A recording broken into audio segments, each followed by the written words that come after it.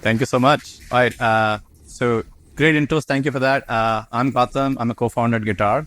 Worked at Uber previously as a principal engineer on the developer platform team. A lot of DPE stuff for 10 years. And my passion is to improve developer experience. Hi, I'm Amya and I'm an engineer at Guitar. And as she introduced me, my claim to fame is deleting 500,000 lines of code. And I recently graduated from Oregon State where I studied program analysis and code rewriting. Cool. So we talked about code maintenance early on in the slide. The key takeaways I want everyone to take from this talk is that code maintenance takes a lot of time and automation is key to actually get that under control. And it also showcase how we at Guitar have been thinking about code maintenance. And you can check us out at guitar.co as well or scan the QR code. So talking about code maintenance, who spends I don't know, this is a metric that we have 30% of time on code maintenance. How many people agree with this number? Do you think it's more or less? Okay, I see some thumbs up. Okay, yeah. So it's like a very common thing that people do as their code bases grow and mature. Lots of security fixes, dependency management, dead code, feature flags, just non-stop. Just, security assigning you tickets and like, hey, can you clean up this dependency? And it's always like a catch-up game. And also just going through code review and implementing best practices. There's a lot of manual maintenance that engineers do today that also is not easily recognized or rewarded. And we feel like that is a big opportunity for us to go tackle.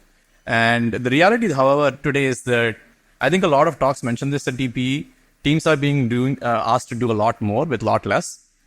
And the platform teams, which I believe most of you probably are part of, are serving disproportionately larger product teams. So there's like maybe one engineer to like 20 or even 100 sometimes that you have to support, which means the only way you can like dig yourself out of this hole is through automation. And that's really key for that.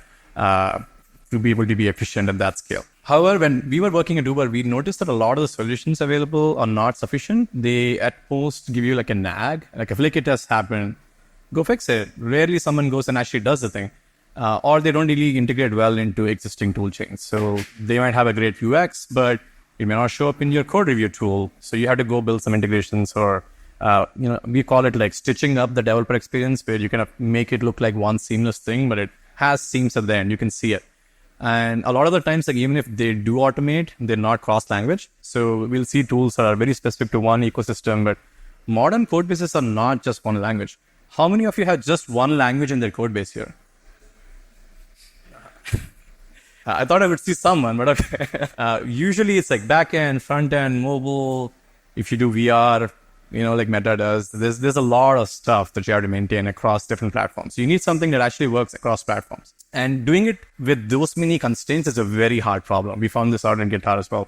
The reliability is very important because if you open automated changes that don't make sense, developers lose trust and they don't want to like see more PRs from those tools.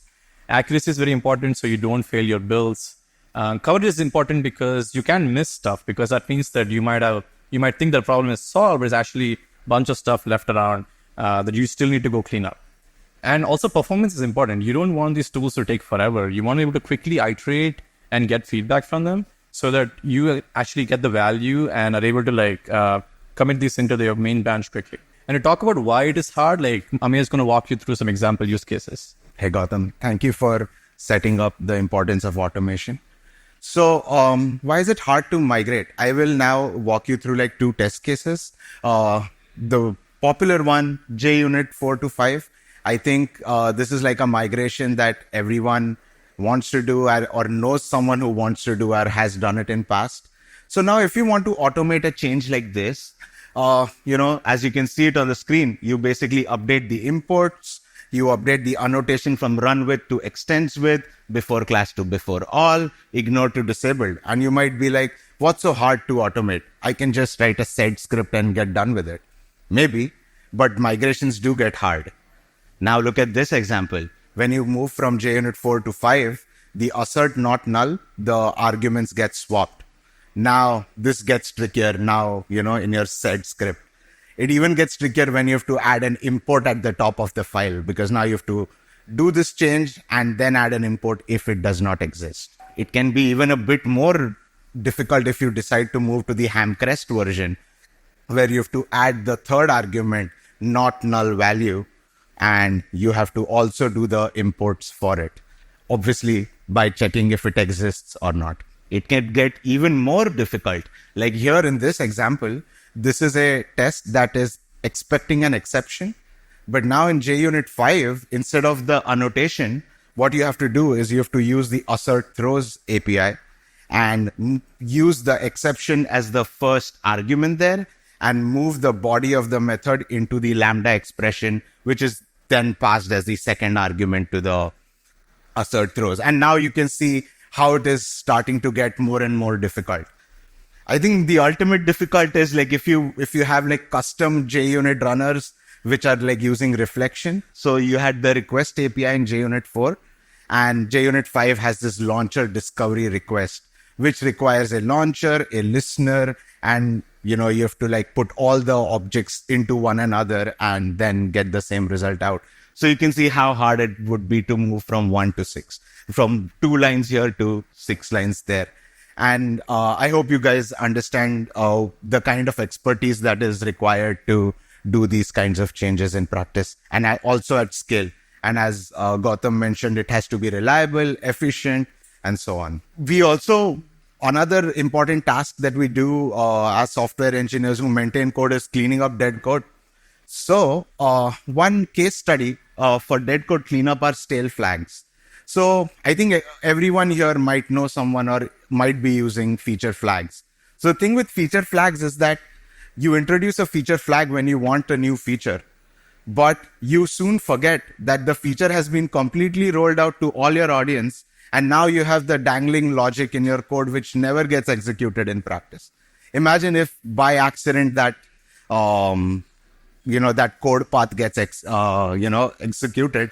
Like there has been an incident with one of the banks, the Night Bank, who lost like $400 million because of that. So it could get like very expensive, an incident like that. But however, cleaning up feature flags is also not simple.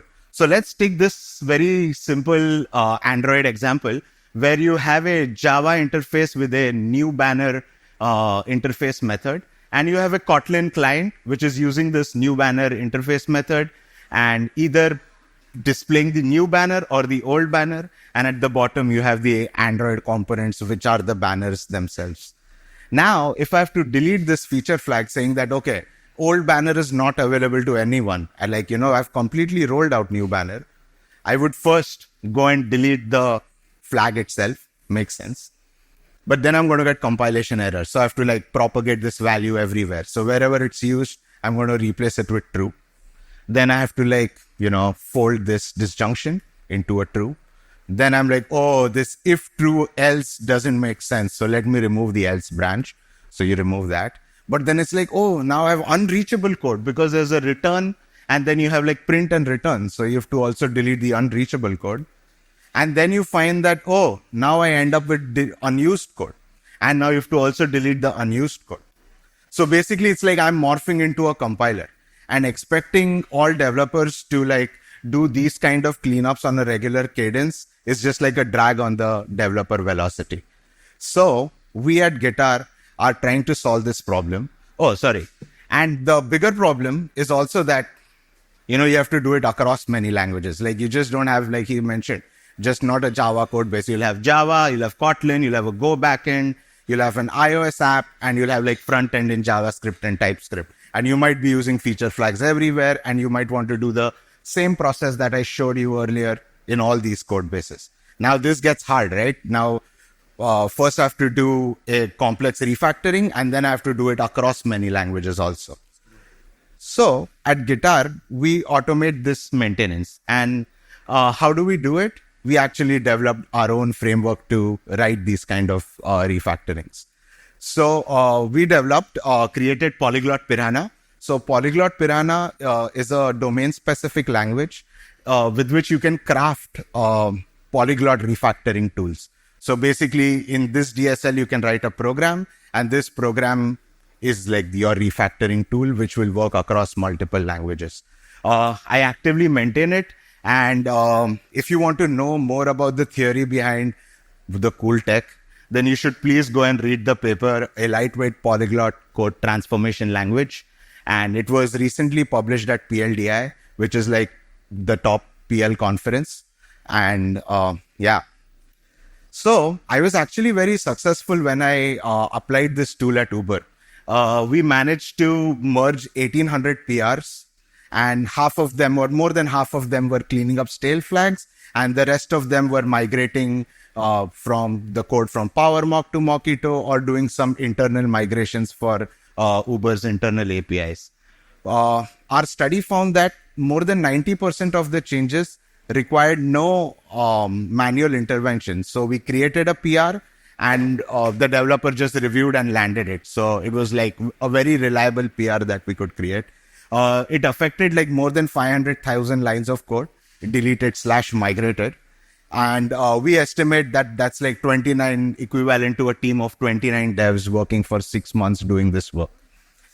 Now, actually, Gautam is going to show you Guitar in action. Thanks, Amir. Woohoo!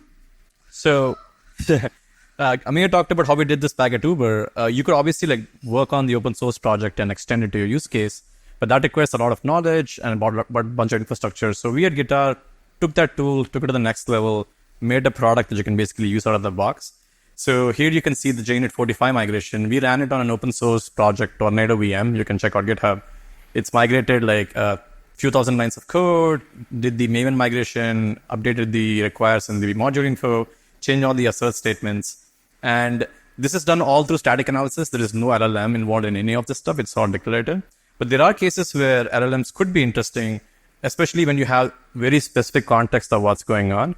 The method where we saw previously, where 2 lines of JUnit reflection became like a very complex method. We do that using LLMs as well. But a lot of these are very precise and surgical. So when we do use an LLM, we know exactly which changes we made with LLM, which were done without LLMs. And then we're able to point that out to people so you can take a closer look. And this is just a PR that you can generate automatically for different migrations. We also automatically fix build errors. So one of the things that we noticed back at Uber was like, if you have a PR that comes up and it's red, it's never going to get merged because developers don't have the time to context switch, change to another branch, fix it, and push it up. So we try to fix the category of issues automatically as much as possible, like linting issues, formatting issues, code style, best practices. So it's green by the time the developer looks at it for review. You can also interact with it. A lot of the things that people complain about is like, hey, that's great that you gave me a PR, but what if I want to customize what it does? So in this case, you can see, I'll let it play again. We have a method that was detected as no longer being relevant because we cleaned up a flag. You could obviously just rename it as like, hey, let's go clean this up later once we verify. You can ask Guitar bot to then actually go delete that method or rename it to something else, and it'll do that refactor. This is all done in real time. You can add a comment, it looks at it, you refresh the PR at the top, and then you see that now that method is renamed. And we thought like, let's shift all of this stuff to the left. So we also have IDE support for VS Code, JetBrains, where we have a language server that's running that's completely local, no access to the internet. You can also do these cleanups completely locally because we have the core engine is completely deterministic. So as I mentioned before, modern code bases are polyglot, which means they use many frameworks, and Guitar works across a lot of different languages, understands frameworks like your dependency injection, your test framework, and works on large scale repositories. So we're very language agnostic, can work with any code base size. And we also integrate with deeply integrate with a lot of tools in the ecosystem, which is your static analyzer tools or your IDEs or your source control systems, and make sure you get the PR. So our output is always like a PR that you can actually view and merge. And as I mentioned before, like the AI that we're using currently is based on a strong compiler foundation and framework intelligence for each particular framework and the rules and semantic rules in that framework, which means that whenever we do make changes with AI, we can explain it really clearly, and it's easy for us to like revert and make it completely optional for teams that may want like more guarantees about the output. So takeaways again, just to reiterate, code maintenance takes too much time. I think a lot of people agree automation is key, but it's very hard to do at scale reliably and efficiently. And Guitar takes care of a lot of this code automation. So if you want to come chat with us after, please reach out, or just we'll be around after as well. So you can come talk to us. And we have time for a few questions.